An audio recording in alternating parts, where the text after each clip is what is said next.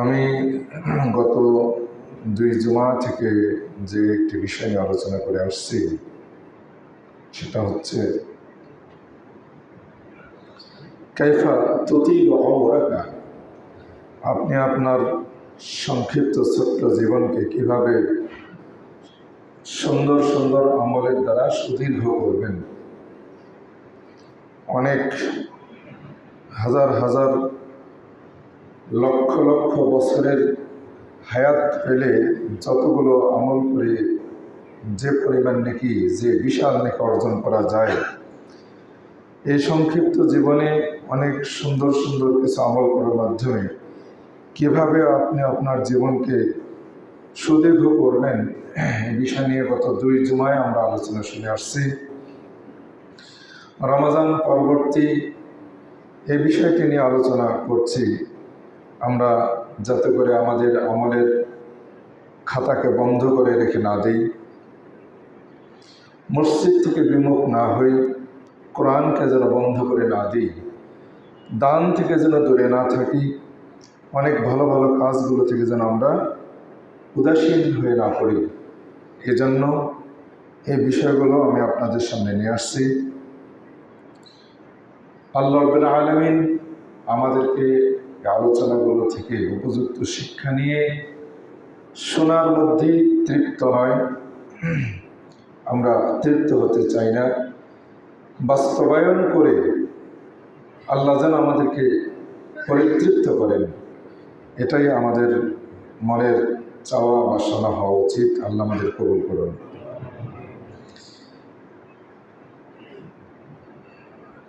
আজকে যেখান থেকে আমি শুরু করব তা হচ্ছে যে যে কাজগুলো করলে আমরা বিশেষ কিছু পদ্ধতিতে নিয়াতে যদি আমরা সেই আমলগুলো করি, তাহলে আমরা অনেক অনেক গুণে বেশি নেকি অর্জন করতে পারবো। এই বিষয়গুলোর আলোচনা করতে গিয়ে আজকে যে বিষয়টি নিয়ে আসবো, যে বিষয়গুলো নিয়ে আসবো, তার মধ্যে প্রথম হচ্ছে সালাতুন নওয়াফিল ফিল বাইতি, বাড়িতে নফল এবং সুন্নাহ রাওয়াতিব যেগুলো রয়েছে, সুনান রাওয়াতিব, ফরজ সালাতের আগে এবং পরের যে সুন্নাত এবং নফল সালাত যেগুলো আছে, এগুলো বাড়িতে আদা করলে কি পরিমাণ নেকি হবে, এ বিষয়ে আপনারা অবশ্যই জানেন। আলহামদুলিল্লাহ, অনেকেই জানি আমরা, যে কারণে অনেকে এই বিষয়টির উপরে আমল করি। এরপরেও একটু উৎসাহের জন্য কয়েকটি কথা যোগ করে আমি বলতে চাই। প্রথমে একটি হাদিস আমরা শুনবো, সেটা হচ্ছে সহিহুল জামে এর মধ্যে আল্লামা আলবানী হাদিসটিকে সহি বলেছেন। 3821 নম্বর হাদিসে নিয়ে আসছেন, সাহেব সাহাবী থেকে বর্ণিত। রাসূলুল্লাহ সাল্লাল্লাহু আলাইহি ওয়াসাল্লাম বলেছেন যে সালাতুর রাজুলি তাতাওয়ান হাইথু লা ইয়ারাহু আন-নাসু তা'দিলু সালাতাহু আলা আ'য়ুনিন নাস 25।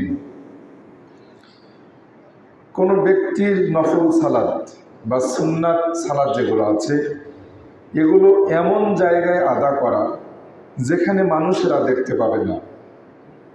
শর্ত হচ্ছে মানুষের চোখের আড়ালে, যেখানে মানুষেরা দেখতে পাবে না, এমন জায়গায় নফল সালাত আদা করলে এই সালাত মানুষের সামনে আদা করার চেয়ে 25 গুণ বেশি নেকি পাবে। সুবহানাল্লাহ। মসজিদে নফল সালাত আদা করলে, সুন্নাত সালাত আদা করলে মানুষের চোখের সামনে, মানুষের দৃষ্টির সামনে আদা করা হয় কি না? হয়ে যায়।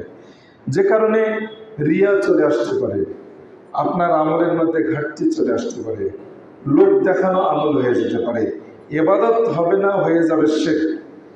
এই শঙ্কায়, এই শঙ্কামুক্ত যদি আপনার আমলটা হয়, এই নফল সালাত বা সুন্নাত যেগুলো আছে সালাতের আগে পরে ফরজ সালাতের, এই সালাতগুলো যদি মানুষের দৃষ্টির আড়ালে হয়, তাহলে এত 25 গুণ বেশি নেকি পাবেন। অর্থাৎ যদি কোনো ব্যক্তি মসজিদে এই সালাতগুলো আদা করে আর আপনি বাড়িতে আদা করেন, তাহলে আপনি ওই ব্যক্তির তুলনায় 25 দিন এগিয়ে থাকলেন, 25 ওয়াক্ত এগিয়ে থাকলেন, প্রতি রাকাতের বিনিময়ে 25 রাকাত করে এগিয়ে থাকলেন। সুবহানাল্লাহ।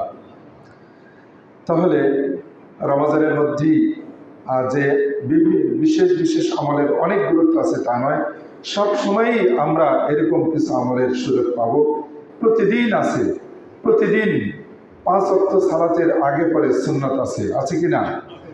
আসরের সালাতের মধ্যে শুধুমাত্র সুন্নাত নেই, তবে আগে 4 রাকাত পড়ার একটা হাদিস আসছে, সহিহ হাদিস। সেটা যদি কোনো ব্যক্তি আমল করেন, করতে পারেন। তো এজন্য আমরা এই সালাতগুলো যদি সম্ভব হয় মসজিদে ফরজ সালাত আদায় করব, যে বিষয় নিয়ে আমরা গত জুমায় শুনেছি। আর সুন্নাত এবং নফল যেগুলো আছে, অতিরিক্ত যে সালাতগুলো আছে, যেগুলো আমরা আদা করে থাকি, সেগুলো মসজিদে আদা না করে বাড়িতে আদা করলে 25 গুণ বেশি নাকি পাওয়া যাবে। এর পিছনে আরেকটা হাদিস আমরা শুনবো, সেটা হচ্ছে হাদিসটি আসছে ইমাম আবু দাউদ নিয়ে আসছেন। হাদিসটি আল্লাহ রাসূল বলছেন, সালাতুর রাজুলি ফিল ফালাতে তুদাআফু আলা সালাতিহি ফিল জামাআতে। ফিল জামাআতে হাইসু লা ইয়ারাহুন নাসু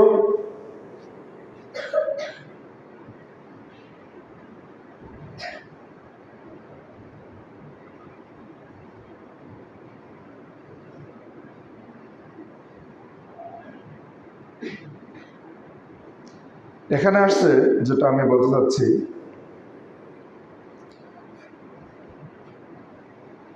যে সালাতুর রাজুল ফিল ফালাতে তুদাআফু আলা সালাতি ফিল জামা, অর্থাৎ জামাতের সাথে সালাত আদা করলে যে নেকি পাওয়া যায়, জামাতের সাথে সালাত আদা করলে যে নেকি পাওয়া যায়। যদি কোনো ব্যক্তি একাকী কোনো মাঠে, কোনো জায়গায়, কোনো পাহাড়ে, কোনো জঙ্গলে যদি কোনো ব্যক্তি কখনো থাকে যেখানে কোনো আওয়াজ পাওয়া যায় না, যেখানে কোনো আজান শোনা যায় না, কোনো ব্যক্তিকে মসজিদে সালাত আদায় করতে যাচ্ছে এমন কোনো পরিবেশ যেখানে নেই, কাউকে দেখে কখনো মসজিদে যাওয়ার কথা, মুয়াজ্জিনের আজান শুনে সেই মসজিদে যাওয়ার কথা মনে পড়ে না, যেখানে যে জায়গায়, এমন জায়গায় যদি কোনো ব্যক্তি সালাত আদায় করে, এই হাদিসে আসছে আল্লাহ রাসূল বলেছেন যে বালাগাত 50 সালাতান, সে মসজিদে ফরজ সালাত আদায় করার তুলনায় 50 গুণ বেশি নেকি পাবে।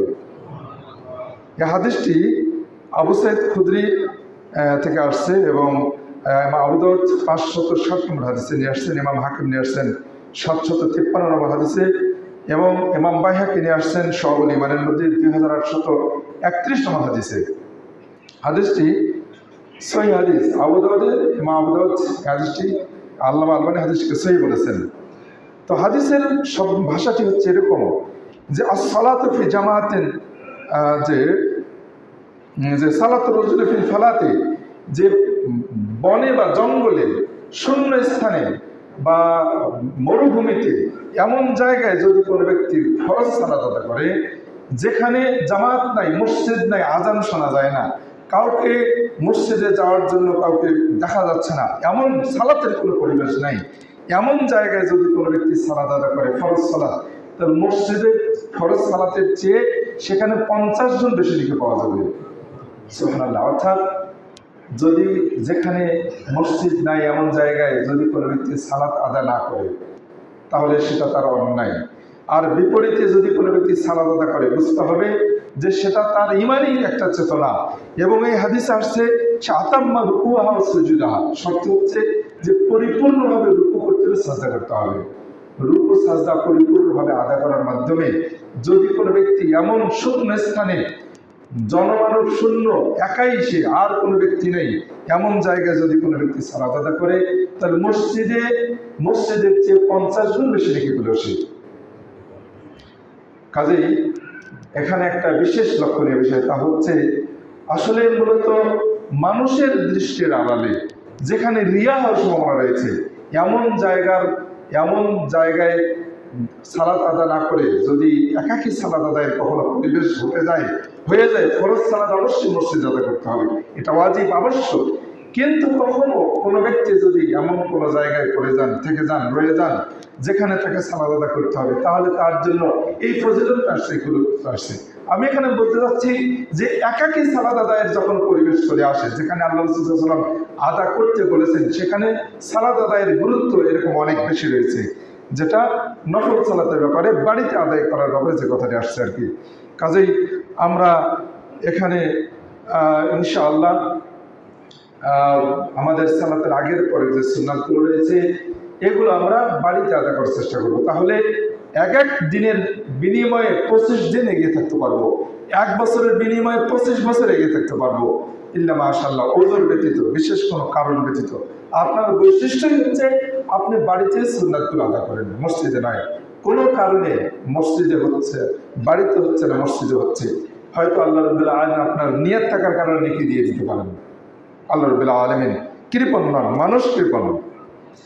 আসুন এরপরের যে বিষয়টিতে আসবো তা হচ্ছে যে ওসমান বিন আফফান সাহাবী থেকে বর্ণিত, আল্লাহ রাসূল বলেছেন, মান সাল্লাল ইশা ফি জামাআতিন, যে ব্যক্তি ইশার সালাত জামাতের সাথে আদায় করলো, শুধু রমাজানেই মসজিদে জামাতে ইশার সালাত করবেন আর কখন ইশার সালাত মসজিদে আসবেন না, ইন্না লিল্লাহ, এটা একটা ভয়ঙ্কর দিক, খারাপ দিক। কারো সিয়াম কবুল না হওয়ার পিছনে একটা অন্যতম কারণ যে রমাজান শেষ মসজিদ ত্যাগ করলো, ছেড়ে দিল, এটা একেবারেই প্রধান আলামত। কাজেই আমরা সবসময়ের জন্য একটা বড় একটা আমল আমরা এটা করতে পারি, যেটা হাদিসে আসছে, যে ব্যক্তি জামাতের সাথে ইশার আদা করলো, কানা কা কিয়ামে নিসফি লাইলাতিন, সে যেন অর্ধেক রাত পর্যন্ত জেগে জেগে ইবাদত করলো। সুবহানাল্লাহ, ঘুমালেও অর্ধেক রাত জেগে জেগে ইবাদত করলে যে নেকি হয়, এতগুলো নেকি হবে ইশার সালাত জামাতের সাথে যদি কোনো ব্যক্তি আদা করে। আল্লাহ, দেখুন সুবহানাল্লাহ। এরপরে আল্লাহ রাসূল বলছেন যে ওয়ামান সাল্লাল ইশা ওয়াল ফাজরা, আর যে ব্যক্তি ইশা এবং ফজর 2 ওয়াক্তই ফি জামাতিন, জামাতের সাথে আদা করলো, কানা কা কিয়ামিল লাইল, সেজন্য সারা রাত কিয়ামুল লাইল করলো। সুবহানাল্লাহ, যেটা কখনো সম্ভব নয়, আর এটা তো নিষেধও বটে। সারা রাত জেগে ইবাদত করা ইসলাম সম্মত নয়, যেটা আমরা গত জুমাতে শুনেছি। কিন্তু এই পদ্ধতিতে যদি কোনো ব্যক্তি ইশার সালাত জামাতের সাথে আদা করে, আবার ফজরের সালাত, তাহলে সে সারা রাত জেগে জেগে 1 সেকেন্ডও ঘুমালো না, বিছানা ত্যাগ করলো না, পিঠ বিছানায় স্পর্শ করালো না, না করে যে নেকি পাওয়া যাবে, এত বেশি নেকি পাওয়া যাবে এই ইশা এবং ফজরের সালাত জামাতের সাথে আদা করলে। আল্লাহু আকবার, দেখুন কিয়ামুল লাইল এভাবে কখনো মানুষের দ্বারা করা সম্ভব নয়, ইসলামেও তা নিষেধ। কিন্তু আল্লাহ রাব্বুল আলামিন এই পরিমাণ নেকি এই উম্মতে মুহাম্মাদীকে দেবেন যদি কোনো ব্যক্তি এভাবে আমল করেন। কাজেই যে ব্যক্তি মসজিদে ইশার সালাত জামাতের সাথে আদা করলো আর আরেকজন ব্যক্তি করলো না, তার তুলনায় যে করলো না তার তুলনায় যে ব্যক্তি করলেন, তিনি 1 বছর কিয়ামুল লাইলের সারা রাত জেগে জেগে ইবাদতের নেকি পাওয়ার সমান ইবাদতের দিক থেকে এগিয়ে থাকলেন। আল্লাহ, দেখুন কাজে আমরা এই আমলগুলো করবো ইনশাআল্লাহ। এই হাদিসটি ইমাম আবু দাউদ 555 নম্বর হাদিসে নিয়ে আসছেন, ইমাম মুসলিম নিয়ে এসেছেন 656 নম্বর হাদিসে। আমরা এই ভালো কাজগুলো ছেড়ে দেবো না, মসজিদ বিমুখ হবো না। আল্লাহ রাব্বুল আলামিন আমাদের এই আমলগুলো করার তৌফিক দান করুন।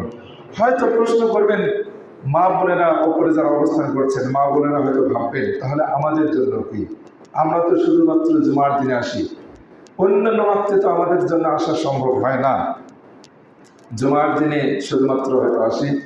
আবার মহিলাদের মসজিদে না এসে বাড়িতে সালাত আদা করলে তার আলাদা গুরুত্ব আছে। তবে মসজিদে যে মা বোনেরা আসবেন তাদেরকে নিষেধ করা যাবে না। আল্লাহ সাল্লাল্লাহু আলাইহি ওয়াসাল্লামের সাথে মহিলা সাহাবীগণ নিয়মিত মসজিদে এসে সালাত আদা করেছেন। মা বোনদের দিন সম্পর্কে জানতে হবে, তারা যদি দিন না জানেন তাহলে ছেলে মেয়েরা দিন থেকে অজ্ঞ থাকবে। মা বোনেরা দিন জানলে বা পুরুষদের দিন পালনের সহজ হবে, সুবিধা হবে। মা বোনেরা যদি হালাল হারাম সম্পর্কে সচেতন থাকেন, পুরুষদের দ্বারা সম্ভব হারাম থেকে দূরে থাকা। কাজেই মা বোনদের দিন জানতে হবে, ইসলাম জানতে হবে। তো সবসময় তো মা বোনদের মসজিদে আসা সম্ভব হচ্ছে না, তাহলে তারা কি এই নেকিগুলো পাবেন না? কি করে পাবেন? আমরা সকলে জানি আল্লাহ রাসূল সাল্লাল্লাহু আলাইহি ওয়াসাল্লাম বলেছেন, মান দাল্লা আলা খাইরিন ফালাহু মিসলু আজরি ফাইলিহি। যে ব্যক্তি একটা ভালো কাজের সন্ধান দেবে, ওই ভালো কাজ করে যে নেকি পাইলো ভালো কাজের কর্মী, সন্ধানদাতা শুধু সন্ধান দেওয়ার কারণেই সমান নেকি পাবে সে। সুবহানাল্লাহ। যে মা বোন তার স্বামীকে, তার ছেলেকে মসজিদে সালাত আদায়ের জন্য উৎসাহ দেবে, আজান হলে আর বাড়িতে রাখবে না, দ্রুত মসজিদে যাওয়ার জন্য তাড়া করবে, ওই মা অবশ্যই ইনশাআল্লাহ, আল্লাহ সাল্লাল্লাহু আলাইহি ওয়াসাল্লাম যেহেতু এই কথাটি বলেছেন, কাজেই যে মা বোনের উৎসাহে স্বামী এবং তার ছেলেরা মসজিদে আসবেন, সেই মা বোন তাদের সমান নেকি পাবেন ইনশাআল্লাহ। আল্লাহ কৃপণ নন, আল্লাহ কৃপণ নন, মানুষ কৃপণ, আল্লাহ কৃপণ নন। আসল কাজেই মা বোনদের হতাশ হওয়ার কোনো কারণ নেই। আল্লাহ রাব্বুল আলামিন তাদেরকেও এই নেকিগুলো দান করবে ইনশাআল্লাহ।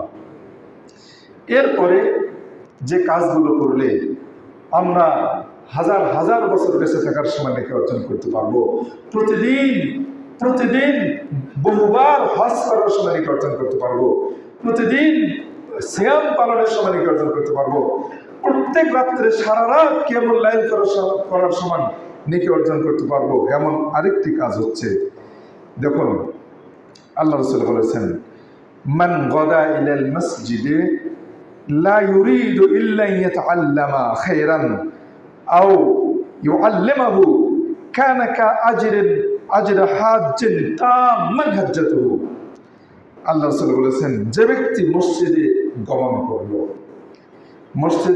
করলো লা ইউরিদু ইল্লা ইয়াতাআল্লাম, মসজিদে এই উদ্দেশ্যে যাচ্ছে যে সে কিছু শিখবে, মসজিদে যাচ্ছে মসজিদে আসছে কি জন্য? কিছু শিখবে, শেখার উদ্দেশ্যে আসবে, অথবা ভালো কিছু শিখবে, আইয়ু আল্লিমাহু, অথবা শিক্ষা দিবে, শিখবে বা শিক্ষা দিবে, ভালো কিছু শিখবে অথবা শিক্ষা দিবে, এই উদ্দেশ্যে যে ব্যক্তি মসজিদে আসবে, কানা লাহু কাজরি হাজ্জিন তাম্মান হাজ্জাতুহু, তার একটা পরিপূর্ণ হজের সমান নেকি হবে। সুবহানাল্লাহ। হাদিসটি ইমাম তাবারানী ৭৪৭৩ হাদিসে নিয়ে আসছেন। তিনি হাসান বলেছেন, আল্লামা আলবানী হাদিসটিকে সহিহ বলেছেন। কাজেই এই হাদিসের আলোকে আমরা যেটা বলতে চাচ্ছি, মসজিদে ৫ ওয়াক্ত সালাতের উদ্দেশ্যে আসলেও হজের সমান নেকি হবে। আমরা গত জুমায় শুনেছি কিনা? যে ব্যক্তি বাড়িতে ওযু করবে, পরিপূর্ণভাবে ওযু করবে, মসজিদে আসবে, সে একটা পরিপূর্ণ হজের সমান নেকি পাবে। বাড়িতে ওযু করে আসতে হবে। আজকে এখানে আমরা জানতে পারলাম ভালো কিছু শেখার উদ্দেশ্য অথবা শেখানোর উদ্দেশ্যে। বোঝা গেল মসজিদে যদি দার্স তাদরিস হয়, প্রশিক্ষণ হয়, যদি কোরআন সুন্নাহ নিয়ে কোনো আলোচনা হয়, তাহলে এটাকে ছোট দেখার কোনো সুযোগ নাই। জানতে হবে, আসতে হবে, শিখতে হবে, শেখাতে হবে। যদি কোনো ব্যক্তি মনে করেন যে আমি ঘরে বসে এগুলো জানতে পারি, মোবাইলেই জানা যায়, ওয়াজ আর কত শুনবো, এই ধরনের যদি কোনো ব্যক্তি অনুৎসাহিত হন এবং তিনি ওই দার্সে না আসার কারণে আরো মনে করেন, এটা একজন ভাবলেন, আরো একজন ভাবলেন, ভাবতে এই মসজিদের মুসল্লির সংখ্যা ৫০০ জন, ২৫০ জন এই কথাটা ভাবলেন, ৩০০ জনে ভাবলেন, ৪০০ জনে ভাবলেন, আর ১০০ জন ভাবলেন না, ৪০০ জনে অনুপস্থিত থাকলেন। দার্সে অনুপস্থিতের সংখ্যা বেশি হলো না কম হলো? দার্সে অনুপস্থিতির সংখ্যা বেশি হলো, উপস্থিতির সংখ্যা কম হলো। মানে মসজিদে শিক্ষা দেওয়া, শেখা বা শেখানো এই কাজের প্রতি অনুৎসাহিত করা হলো। যেখানে কোরআন সুন্নাহ আলোচনা হয়, আল্লাহর ফেরেশতাগণ সেটাকে ঘিরে রাখেন, আর রাখেন কিনা? ঘিরে রাখেন। সাকিনা, আল্লাহর পক্ষ থেকে, আসমান থেকে শান্তি বর্ষিত হয়। সুবহানাল্লাহ। কাজে অনেক সুফল রয়েছে, হজের সমান নেকি আছে, পাশাপাশি অনেক সুফল রয়েছে। এই যে দিকগুলো, যারা মসজিদে শেখা বা শেখানো এই কাজে অংশগ্রহণ করেন না, তিনি বহু কল্যাণ থেকে দূরে থাকবেন। বাড়িতে শেখা যায়, ঠিক আছে, অসুবিধা নেই। আপনার হাতের মুঠোয় স্মার্টফোন আছে, আপনি যখন যা ইচ্ছা শিখতে পারেন, জানতে পারেন। কিন্তু মসজিদে আসলে যে ফলাফলটা হবে, এটা হবে অনেক কল্যাণ থেকে বঞ্চিত হবেন। কাজে আসুন আমরা মসজিদে দার্স তাদরিসের ব্যবস্থা থাকা উচিত এবং এর পিছনে অনেক সুফল আছে, অনেক ভালো ভালো অনেক নেকি রয়েছে।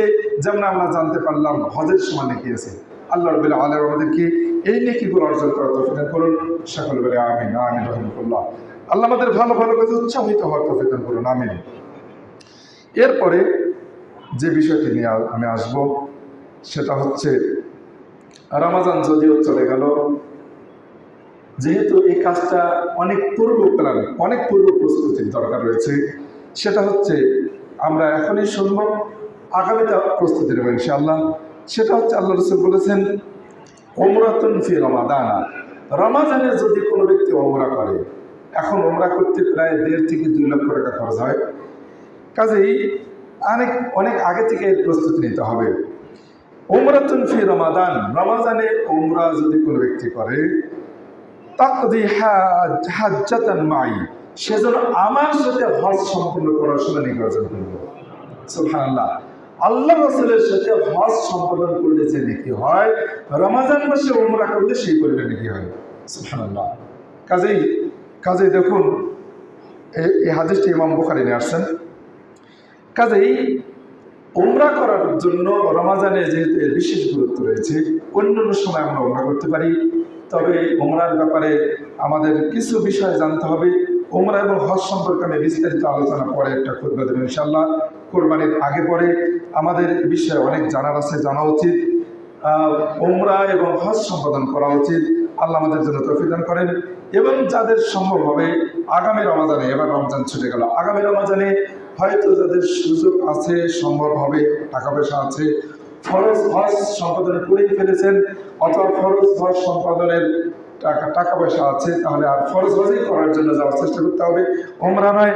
এর বিভিন্ন প্রস্তুতি রয়েছে। আমি কিছুদিন আগে এই বিষয় নিয়ে খুদ্া একটা দিয়েছিলাম বটে, কিন্তু এই ফজিলত আপাতত আমাদের জেনে রাখা উচিত যে রমাজানে উমরা করলে আল্লাহ রাসূলের সাথে হজ সম্পাদন করলে যে নেকি হয়, এই পরিমাণে নেকি পাওয়া যাবে।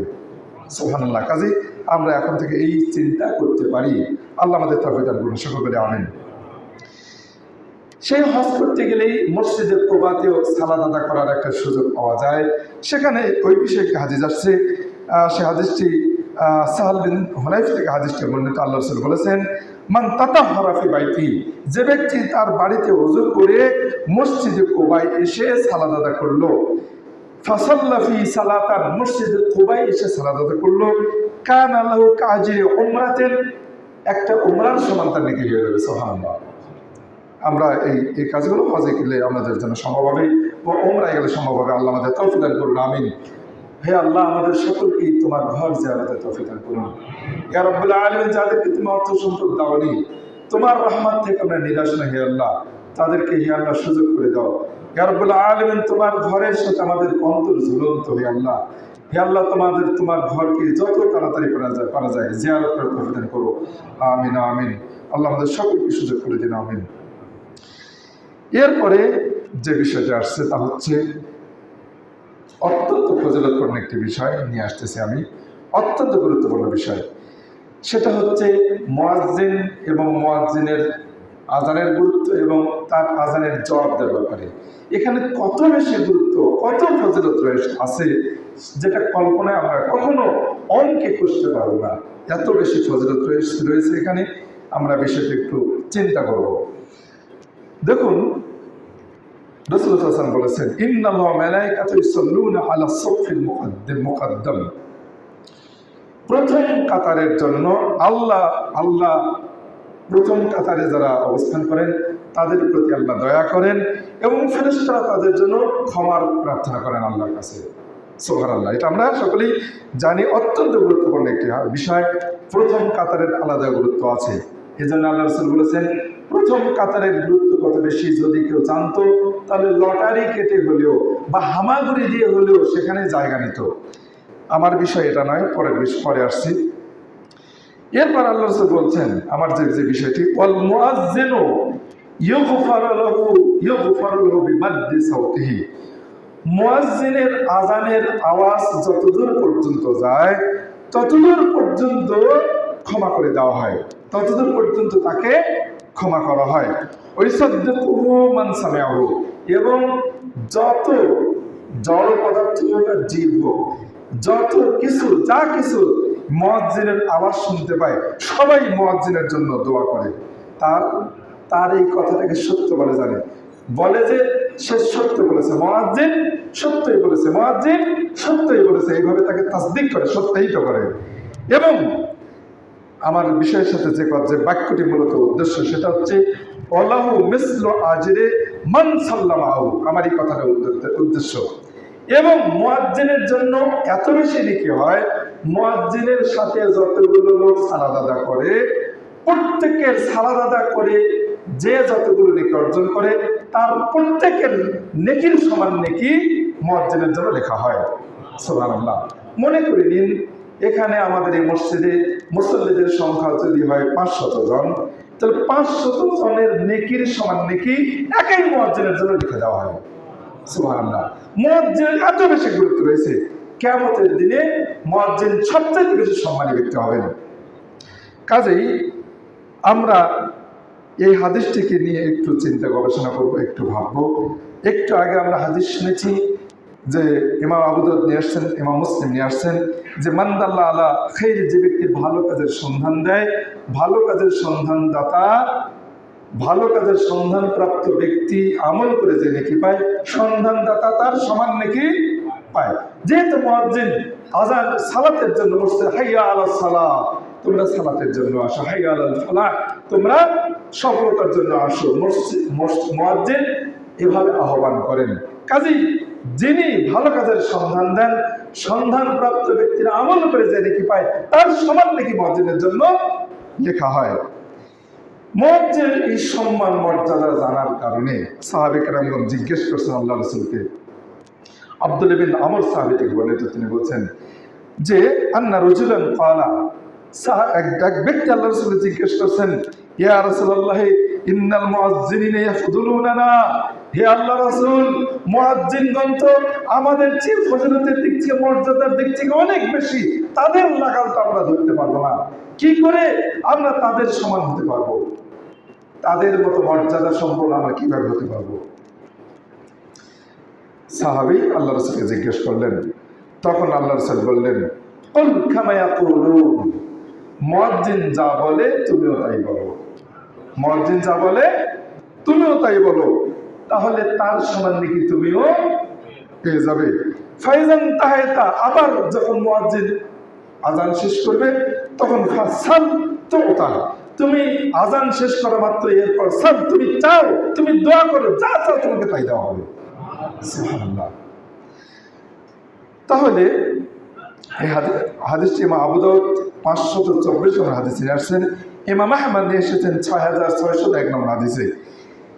হে মুসলিম ভাই সকল, হে মুসলিম বোনেরা, আমরা একটি হাদিসটি নিয়ে চিন্তা করি। আমরা কিন্তু সালাতের ব্যাপারে, মসজিদে আসা যাওয়ার ব্যাপারে যে ফজিলতগুলো আমরা জেনেছি, আমরা যেমনটি জেনেছি যে মসজিদে যদি কোনো ব্যক্তি ফরজ সালাত আদা করেন, তাহলে তিনি 25 গুণ বেশি নেকি পাবেন, 25 গুণ বেশি নেকি পাবেন। যিনি মসজিদে সাধারণ যারা মুয়াজ্জিন নন, মুসাল্লি যারা, তারা মসজিদে সালাত আদা করার কারণে 25 গুণ বেশি নেকি পাচ্ছেন, তাহলে তার সমান নাকি মুয়াজ্জিন পাচ্ছেন 25 গুণ করে বেশি নেকি। মনে করে নিন এই মসজিদে 500 জন মুসাল্লি হয়েছেন, 500 জন 25 গুণ করে বেশি নাকি পাচ্ছেন, 500 জনেরই সমান 25 গুণ করে অত 500 জনের সমান নাকি একাই কে পাচ্ছেন, মুয়াজ্জিন পাচ্ছেন। এভাবে আমরা আরো জেনেছি যে ফরজ সালাত মসজিদে যে ব্যক্তি আদা করলো, বাড়িতে ওযু করে আসলো মসজিদে, এই ব্যক্তি একটা পরিপূর্ণ হজের সমান নাকি পাবে। আমরা আরো শুনেছি যে ইশার সালাত, একটু আগে ইশার সালাত আর ফজরের সালাত জামাতের সাথে আদা করলে যে নাকি, জামাতের সাথে আদা করলে সারা রাত কিয়ামুল লাইলের সময় নাকি পাওয়া যাবে। তাহলে মসজিদে মুসল্লির সংখ্যা যত বেশি হবে, মুয়াজ্জিনের নেকির পাল্লা তত ভারী হবে।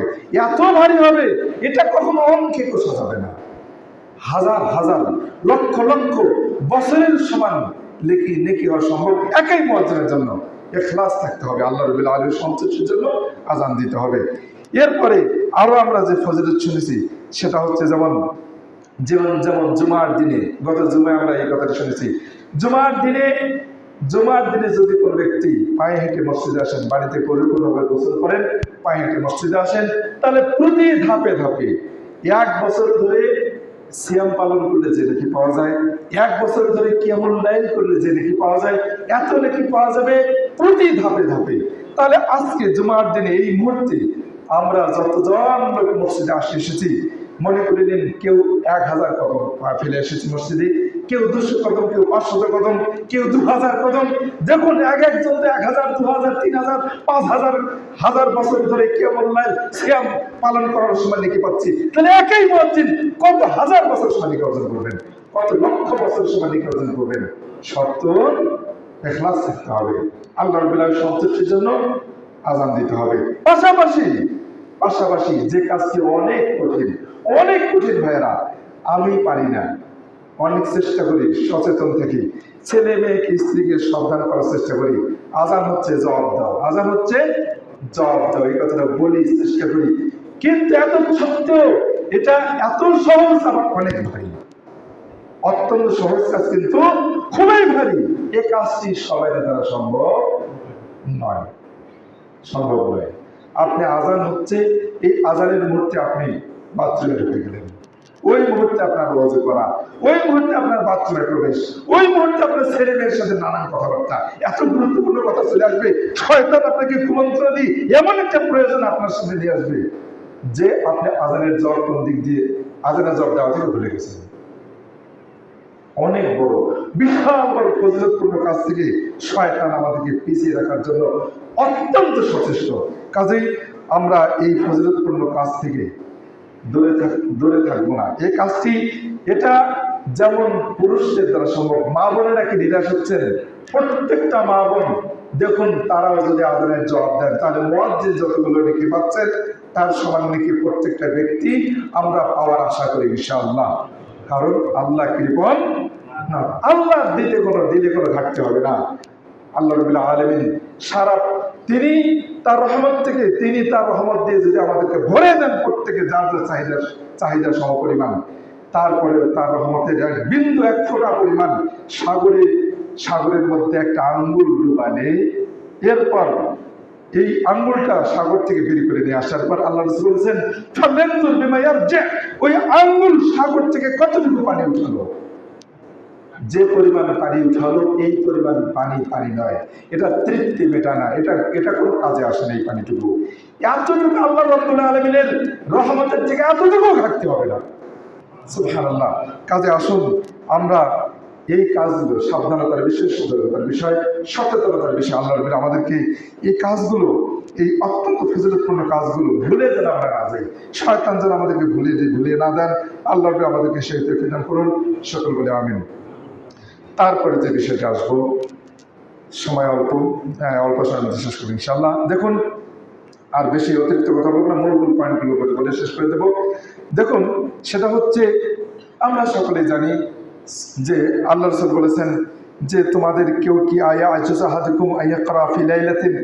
এক রাত্রে 10 পারা কোরআন কি তেলাওয়াত করতে পারবে? তোমরা সম্ভব? তোমাদের দ্বারা কি সক্ষম তোমরা কেউ কি? আল্লাহ রাসূল সাহাবাদেরকে জিজ্ঞেস করছেন, আমরা কি এক রাত্রে 10 পারা কোরআন করতে পারবো?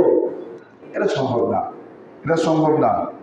এভাবে কোরআন তেলাওয়াত সম্ভব না, আর এভাবে কোরআন তেলাওয়াত করা ঠিকও না, নিষেধ। কাজেই আল্লাহ রাসূল বললেন, সাহাবারা বললেন না এটা কখনোই সম্ভব না। আল্লাহ রাসূল বললেন, কুল হুয়াল্লাহু আহাদ, কুল হুয়াল্লাহু আহাদ হচ্ছে তা'দিলু সুলুসাল কোরআন।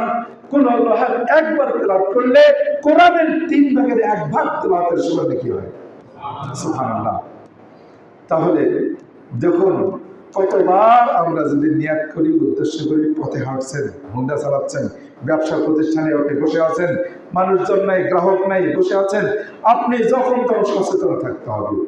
মাসালুল্লাযী ইয়াযকুরু রাব্বাহু ওয়াল্লাযী লা ইয়াযকুরু রাব্বাহু কামাসালিল হাইয়্যি ওয়াল মাইয়্যিত। মনে রাখতে হবে, সহিহ বুখারীর হাদিস, যে ব্যক্তি আল্লাহকে স্মরণ করে আর যে স্মরণ করে না, দুইজনের দৃষ্টান্ত হচ্ছে জীবিত আর মৃত্যু।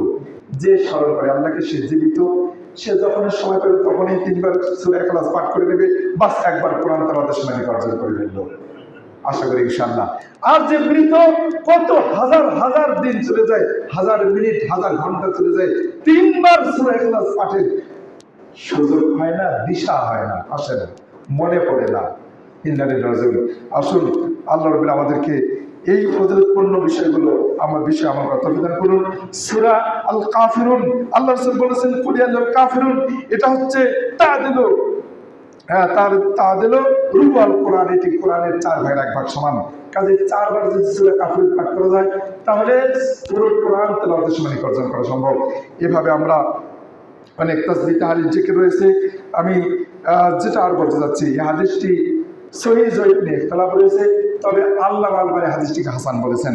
আল্লাহ রাসূল বলেছেন মানিস্তাগফারা লিল মুমিনিনা ওয়াল মুমিনাত, যে ব্যক্তি মুমিন নারী পুরুষদের জন্য আল্লাহর কাছে ইস্তেগফার কামনা করলো, দোয়া করলো, মনে রাখতে হবে মুমিন নারী পুরুষদের জন্য আল্লাহর কাছে ক্ষমা চাইলো, কাতাবাল্লাহু লাহু বিকুল্লি মুমিনিন ওয়া মুমিনাতিন, আল্লাহ রাব্বুল আলামিন ওই ব্যক্তির জন্য প্রত্যেক মুমিন নারী পুরুষের পক্ষ থেকে একটা করে নেকি লিখে দেবেন। হাদিসটি ইমাম তাবারানী বর্ণনা করছেন, ইসনাদুল জাইয়্যিদ, আল্লামা আল-আলবানী হাদিসটিকে হাসান বলেছেন। এখন দেখুন বর্তমান বিশ্বে সারা পৃথিবীতে মুসলিম নারী পুরুষের সংখ্যা ধরে নিলাম 200 কোটি, ধরে নিলাম 200 কোটি। হাদিসে কিন্তু আল্লাহ রাসূল সাল্লাল্লাহু আলাইহি ওয়াসাল্লাম বর্তমান জীবিত আছে এদেরকে খাস করেন নেই, যে বর্তমান যারা জীবিত এই ভাই বলেন নেই। আল্লাহ রাসূল আম ভাই বলে দিয়েছেন যে প্রত্যেক মুমিন নারী পুরুষের পক্ষ থেকে ওই ব্যক্তির জন্য একটা করে নেকি লিখে দেওয়া হবে। যদি আমরা বর্তমান মুসলিম নারী পুরুষদের সংখ্যা ধরি তাহলে কমপক্ষে 200 কোটি নেকি পাবেন। আর যদি অতীত আল্লাহ রাসূলের যুগ থেকে আজ পর্যন্ত এবং কিয়ামত পর্যন্ত যত মুমিন নারী পুরুষ আসবে সকলের পক্ষ থেকে যদি আমরা নেকিটা ধরে নেই তাহলে কত কোটি, কত বিলিয়ন ট্রিলিয়ন নেকি হবে, কখনো আমরা অঙ্কে করতে পারবো না। এই সংক্ষিপ্ত জীবন আল্লাহ রাব্বুল আলামিন তার উম্মত মুহাম্মাদীকে আমাদেরকে সংক্ষিপ্ত জীবন দিয়েছেন, কিন্তু এই আমলগুলো করলে অন্যের জন্য ক্ষমা চাইবেন।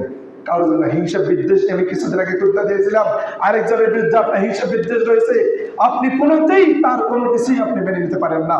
তার প্রতি হিংসা বিদ্বেষ কমানোর জন্য অন্যতম একটা ঔষধ আমি বলেছিলাম, তার জন্য ক্ষমা চাইবেন আল্লাহর কাছে, তার জন্য ক্ষমা চাইবেন, তাহলে তার বিরুদ্ধে আপনার হিংসা বিদ্বেষ কমে যাবে। এটা একটা বিশেষ ঔষধ। কাজে আসুন আমরা এই বিষয়গুলো নিয়ে ভাববো ইনশাআল্লাহ। আল্লাহ রাসূল বলেছেন যে লা নামশিয়া মা আখিল মুসলিম, একজন মুসলিম ভাইয়ের সাথে তার প্রয়োজনে তাকে কিছু সময় দেওয়া, তার প্রয়োজনে তাকে কিছু সময় দেওয়া, তার প্রয়োজনটাকে সংক্ষিপ্ত করা, তার প্রয়োজনটাকে হালকা করে দেওয়া, বা যে কোনোভাবে আমরা তাকে সহযোগিতা করা, এর গুরুত্ব আল্লাহ রাসূল বলছেন যে সে আমার এই মসজিদে নববীতে, আল্লাহ রাসূল বললেন যে আহাব্বু ইলাইয়া, আমার কাছে বেশি প্রিয়, তাকে এই মসজিদে নববীতে, মদিনার মসজিদে 1 মাস ধরে ইতিকাফ করলে যে নেকি হয়, তার চেয়ে বেশি প্রিয় একজন মুসলিম ভাইয়ের প্রয়োজনে যদি কোনো ব্যক্তি তার সাথে একটু সময় দেয়। সুবহানাল্লাহ, মুসলিম ভ্রাতৃত্ববোধে এত বেশি নেকি আছে যা কল্পনা করা যায় না। দেখুন তাহলে এখানে কিন্তু সময়ের সাথে খাস করা হয়নি, 1 মিনিট 2 মিনিট 5 মিনিট 1 দিন 2 দিন সময়কে খাস করা হয়নি। যতটুকুই হোক না কেন, আপনি যদি কোনো মুসলিম ভাই বোনের প্রয়োজনে একটু তার সাথে যদি শরীক হন, কারোর প্রয়োজন শুনতে ভালো লাগে না। সাধারণত মানুষ কৃপণ, কি না চায় আমার কাছে, কি না বলে, হয়তো আপনার সময় খেয়ে নেবে বা টাকা চাইবে, পয়সা চাইবে, বিভিন্ন কোনো অনেক ভয়ে ভীত আমরা থাকি। কোনো গরিব দুঃখী কোনো ব্যক্তি সামনে আসলেই তাকে দেখি না, তার দিকে চোখ পড়ে না, সে কি বলে না বলে ওদিকে কোনো কানে দেয় না। আর একজন প্রভাবশালী কোনো ব্যক্তি যে সামনে চলে আসে, তাহলে কি কিছু বলতে না চাইলেও তাকে বলার জন্য, কে কি বলতে চাচ্ছে তার জন্য শোনার জন্য নানান কিছু বাহানা করার চেষ্টা করি। আল্লাহ রাব্বুল মাফ করুন আমাদেরকে। কাজে আল্লাহ রাসূল বললেন একজন অভাবী প্রয়োজনী ব্যক্তির সাথে সময় দেওয়া, মসজিদে নববীতে 1 মাস ধরে ইতিকাফ করলে যে নেকি হয়, তার চেয়ে বেশি প্রিয় আমার কাছে। কে বলেছেন? আল্লাহ রাসূল বলেছেন। সহিহ তারগিবের 2723 নম্বর হাদিস আসছে। কাজী আসি, আমার আর সময় নিতে পারছি না। আল্লাহ রাব্বুল আমাদেরকে এই কাজগুলো, এই সুন্দর সুন্দর আমলগুলো করার তৌফিক দান করুন। পাশাপাশি কিয়ামত পর্যন্ত বেঁচে থাকবেন, কিয়ামত পর্যন্ত বেঁচে থাকবেন। এই জন্য ওই যে 3টি কাজ করে গেলে আপনার মৃত্যুর পরেও আমল জারি থাকবে।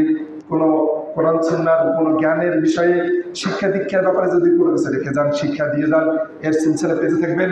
আপনার সচ্ছলতা রেখে গেলে তার থেকে নাকি পেয়ে থাকবেন, সাদকা জারিয়া করে থাকলে তার থেকে নাকি পেতে থাকবেন। এইগুলো যদি কিয়ামত পর্যন্ত জারি থাকে, আপনি কিয়ামত পর্যন্ত মরে গিয়েও বেঁচে আছেন ইনশাআল্লাহ। আল্লাহ আমাদের যা শুনলাম গত 3 জবাব ধরে, আল্লাহ আমরা যা শুনলাম এর উপর আমার কথা সকল বলে আমিন।